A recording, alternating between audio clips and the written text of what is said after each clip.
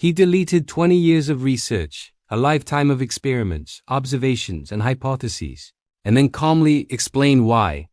To the outside world, it might look like the irrational act of a frustrated scientist, but beneath this seemingly destructive gesture lies a profound exploration of the human mind, the nature of knowledge, and the invisible architecture of thought. Imagine dedicating 2 decades of your life to deciphering the patterns of reality, only to erase it all. Why would anyone do that?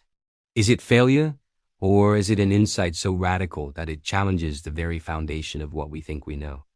In neuroscience, in psychology, and even in the metaphors of quantum physics, this act becomes a doorway to understanding the limits of perception, the adaptability of the brain, and the delicate dance between memory and meaning. Our minds are intricate energy networks, vast systems where thought operates like signals moving through a multidimensional circuit. Each neuron is a node, each synapse a connection, and each signal carries both information and potential. When a scientist chooses to erase decades of work, what they are actually confronting is not the external world, but the internal architecture of cognition itself, the way the brain constructs reality, perceives patterns, and becomes attached to certainty. In the same way that a quantum particle can exist in a superposition of states, our beliefs, hypotheses, and memories occupy a dynamic space where multiple realities are possible. Deleting research is more than destruction. It is a conscious collapse of a mental superposition, a recalibration of what the mind considers valuable, true, or meaningful. The human brain is astonishingly adaptable. Neuroplasticity, the capacity of neurons to form new connections in response to experience, allows us to recover, rebuild, and redefine our cognitive landscape. Just as a complex electrical grid reroutes energy when one line fails, the brain reconfigures itself when information is lost, consciously or otherwise. Stress, often perceived as a threat, can also act as a catalyst for adaptation. When faced with the loss of 20 years of research, the mind doesn't simply shut down. Instead, it triggers mechanisms that protect meaning and identity, prompting the individual to re-examine assumptions, question priorities, and generate novel insights. What does it mean to lose knowledge? Is knowledge external, captured in files and papers, or is it embedded within the architecture of neural networks, encoded as synaptic strength, pattern recognition, and the subtle intuition that emerges from years of deep engagement? When a scientist deletes decades of research, they are not erasing the experience itself. The signals remain in the network. The brain retains the skill of inquiry, the ability to recognize patterns, the subtle intuition built from countless hours of thought. This is the paradox at the heart of the act. The apparent loss of knowledge can be a deliberate act of liberation. In philosophy, we often speak of tabula rasa, the blank slate. But in modern neuroscience, the blank slate is not empty. It is a dynamic system ready to reorganize, to generate new patterns from the interplay of old and new signals. Deleting research becomes a method of forcing the brain into a state of creative tension, a deliberate disruption that enables deeper insight. In psychology, we recognize that attachment to ideas can create cognitive rigidity. The more invested we are in a belief, a hypothesis, or a dataset, the more it constrains our thinking. The brain becomes a closed circuit, cycling familiar signals, reinforcing existing pathways, and resisting new information. By removing the external anchors of knowledge, the scientist forces the system to operate in a higher-order mode of flexibility. The mind is compelled to seek patterns not in what is known, but in the raw potential of what could be discovered. This is analogous to quantum decoherence, where the act of measurement collapses possibilities into a single outcome.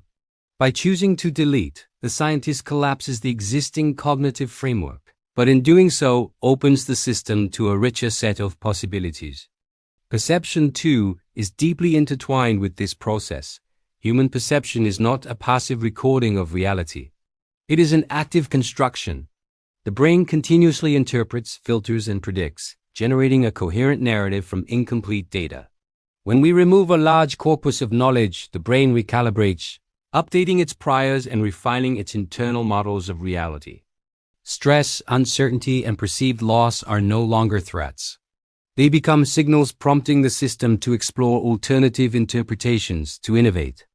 Consider memory as a network of signals rather than static files.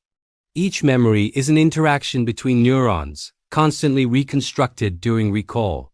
Just as erasing digital files does not erase the processes encoded in a computer's operating system, deleting research does not erase the cognitive skills, the analytical intuition, or the problem-solving circuitry developed over decades. In fact, it may enhance them, forcing the system to operate on meta levels, thinking about thinking itself, questioning the assumptions that have guided inquiry for years. There is also a philosophical dimension. Knowledge is often mistaken for permanence, but the only constant in a dynamic system, be it the universe or the brain, is change. By letting go of attachment to outcomes, the scientist embodies a principle echoed in both Eastern philosophy and cutting-edge cognitive science. Insight emerges not from clinging to certainty, but from navigating ambiguity with awareness. The act of deletion becomes a profound experiment in the limits of perception and the adaptability of cognition. What if the very act of holding on to 20 years of research was creating a subtle cognitive bias? In psychology, confirmation bias, the tendency to favor information that aligns with existing beliefs, can distort interpretation. A lifetime of data can become a lens that filters new observations, preventing the mind from truly seeing patterns that do not fit. By removing this lens, the scientist opens the possibility for unfiltered insight, for serendipitous discoveries that were previously obscured by cognitive rigidity. Neuroscience tells us that stress and loss trigger a cascade of neurochemical responses. Cortisol, dopamine, and norepinephrine reshape synaptic activity, modulating attention, memory, and creativity. When faced with an intentional deletion of work, the brain is in a state of heightened plasticity, where old pathways weaken and new ones are potentiated. This is not destructive. It is transformative.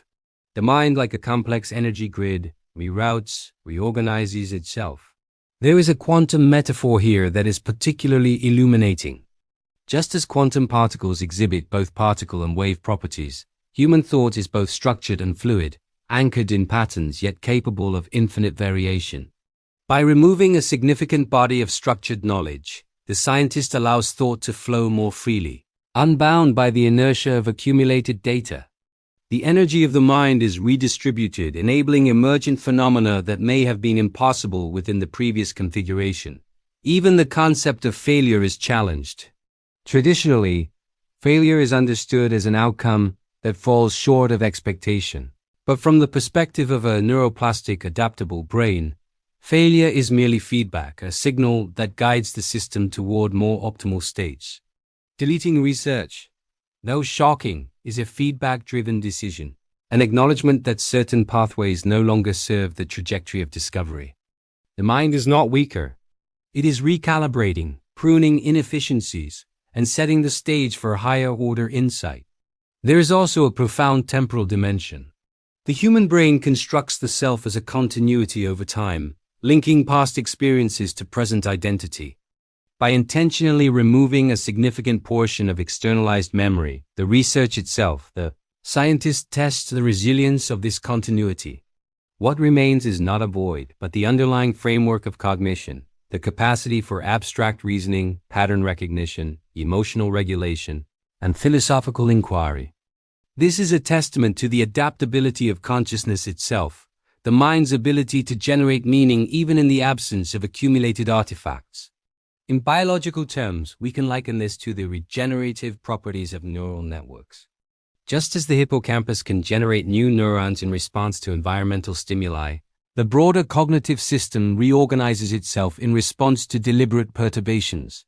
The deletion of research is an environmental perturbation, designed to catalyze adaptation, creativity, and higher-order reasoning. Consider, too, the role of perception in shaping our understanding of reality. When external anchors are removed, the brain must rely on internal heuristics, intuition, and dynamic inference. This heightened reliance on intrinsic processing can enhance metacognition, the ability to think about thought itself, and deepen insight into both the self and the universe. There is a subtle paradox here that neuroscience illuminates. What we perceive as loss or weakness may, in fact, be protective. The brain often constrains perception, filters signals, and suppresses certain pathways to preserve stability, prevent overload, and optimize energy expenditure. In deleting research, the scientist triggers a controlled disruption, allowing the system to bypass these protective constraints temporarily, exploring regions of cognition that were previously inaccessible. From a systems perspective, the brain is an emergent network where local interactions generate global patterns. The deletion of a significant node, 20 years of accumulated work, is not a collapse. It is a perturbation that can reveal hidden structures, latent connections, and emergent patterns. The system adapts, reorganizes, and potentially reaches a state of higher-order coherence, one that could never be achieved within the constraints of accumulated certainty. This act also invites reflection on the nature of knowledge itself.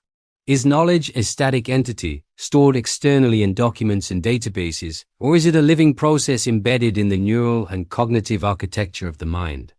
By deleting research, the scientist demonstrates that knowledge is not external. It is relational, dynamic, and embodied in the capacity to inquire, interpret, and innovate. There is a striking analogy to quantum measurement. Just as observing a particle changes its state, engaging with knowledge changes its significance. Deletion is a deliberate form of measurement, collapsing one set of possibilities to enable the emergence of new ones. The story of the scientist who deleted 20 years of research challenges us to reconsider our assumptions about failure, attachment, and the limits of cognition. It reminds us that the brain is not a passive recorder but an active constructor of reality, a system capable of astonishing adaptation and creativity. It highlights the role of stress, loss, and uncertainty as catalysts for insight, and underscores the philosophical lesson that meaning is not found in accumulation, but in dynamic engagement with the unknown. The act itself is a profound experiment, not just in science, but in consciousness. It embodies the principle that true understanding may require letting go, that the mind's most powerful capabilities emerge when we are willing to disrupt patterns, question assumptions, and embrace uncertainty. In reflecting on this, we are invited to examine our own cognitive habits. How often do we cling to ideas, methods, or frameworks because they represent effort invested rather than genuine insight? How often does attachment to certainty constrain the exploration of possibility? The scientist's radical gesture is a reminder that the brain thrives not in rigidity, but in adaptive flexibility, in the capacity to navigate ambiguity, to reorganize, and to generate novelty. Ultimately, the deletion of 20 years of research is less an act of destruction than an act of liberation. It is an exploration of the brain's capacity to self-organize, to adapt, and to innovate. It demonstrates that knowledge is not confined to documents, data, or externalized artifacts, but resides in the dynamic, energy-driven network of neurons, the quantum-like patterns of thought, and the adaptive intelligence that emerges from conscious engagement with the unknown. As we consider this story, we are prompted to reflect on our own cognitive landscapes. What mental attachments limit our perception? What beliefs constrain our creativity? How might deliberate disruption, thoughtful recalibration, and engagement with uncertainty unlock new possibilities in our thinking, our work, and our lives? The lesson is profound and subtle. Strength lies not in clinging to what we know, but in cultivating the resilience, adaptability, and openness of mind that allows us to generate insight in the face of loss, ambiguity, and change. So, the next time you encounter a perceived failure, a loss, or an unexpected disruption, consider the possibility that your brain is guiding you toward a higher state of understanding. Consider that what seems like a limitation may, in fact, be a protective, adaptive mechanism, a signal that new patterns are emerging beneath the surface. The deletion of 20 years of research is a radical illustration of a universal principle, that the human mind is not defined by the data it accumulates but by its capacity to adapt, to reorganize, and to discover meaning in the face of uncertainty. It is a testament to the astonishing flexibility of consciousness, the energy-driven nature of thought, and the limitless potential of the neural networks that construct our reality. And perhaps most importantly, it is an invitation to each of us to examine our own attachment to certainty, to explore the creative possibilities hidden within disruption, and to embrace the unknown with curiosity, courage, and awareness. What could you discover if you allowed yourself to release the accumulated weight of assumptions, patterns, and expectations? What new pathways might emerge if you approached the world with a mind unburdened by attachment, guided by curiosity and openness? These questions lie at the intersection of neuroscience, psychology, quantum metaphor, and philosophy, reminding us that the most profound discoveries are often not in what we hold on to, but in what we are willing to let go. If this story sparks your curiosity, challenges your assumptions, or inspires reflection on the nature of thought and consciousness, I invite you to share your insights in the comments.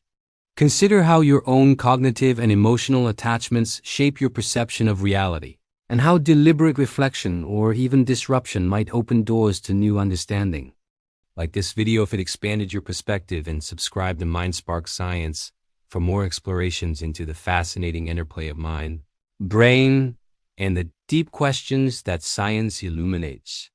Let us continue this journey together into the depths of thought, the mysteries of perception, and the astonishing adaptability of the human brain.